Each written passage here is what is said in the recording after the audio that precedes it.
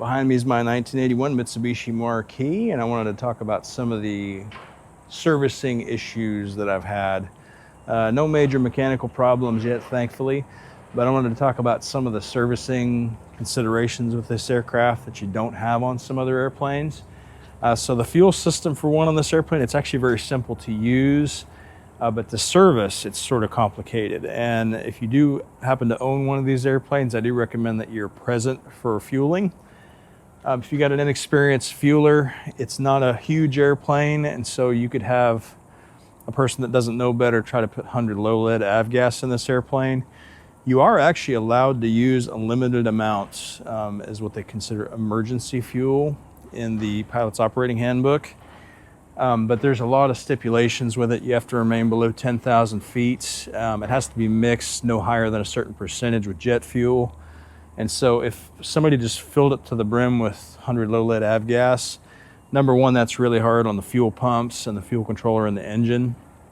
And if you got enough of a high enough concentration of it, no guarantees if you took it up to normal cruise altitude if the engines, might stop running on you or something. I'm not really sure how likely that is, but again, if you're doing that on purpose, you want to be conscious about that and adhere to the limitations in the POH. You don't just want to have some kid go out there and fill it up with 100 low lead, because that's really not what it's meant to run on. So you have 6 total fuel tanks on this aircraft inboard of the engines. You have a fuel cap there. Both of those fuel caps on both sides of the airplane feed into what's called the main tank. So that's sort of on the very back of the aircraft, on the middle. And that one holds about 154 gallons. The outboard tanks, so that's outboard of the engine nacelle. It's roughly in line with where the propeller blade is right now. There's another fuel cap, so those are the outer tanks, 35 gallons on each side. And then you have the outboard tanks, which we call the tip tanks, and those hold 90 gallons usable each. And so you can see 90 gallons is quite a bit of fuel. That's about 600 pounds worth of fuel. 600 pounds of fuel out on the end of that wing has quite a bit of moment arm. And so the airplane can get kind of tippy if you start putting too much fuel in that tank. The rule of thumb and what I tell the fuelers is don't be more than 30 gallons out of balance. So generally, you fuel the airplane inside to outside. So you do the mains first, then the outers, 30 gallons in one tank, then you put 60 in the other side.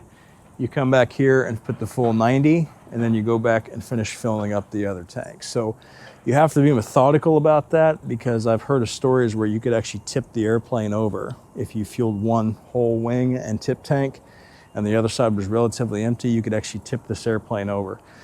The other reason that could be bad, it torques the fuselage, and I've heard of it potentially cracking some of the side windows on the airplane, and they're not cheap. That is one of the airworthiness items that had to be replaced when I bought this aircraft, and I think that the part cost for just the window itself was about $11,000, and there was some labor, of course, on top of that. So in an earlier video I talked about the seller covered about $20,000 worth of airworthiness items. That was really the only big ticket item. Was one window had chemical damage, is the way they termed it. And I sort of asked them what might have caused that, and they said probably jet fuel is the most likely culprit. These windows are made of acrylic, stretched acrylic, which is a type of plastic. And it's a really great material. Helicopter noise, we're on an airport.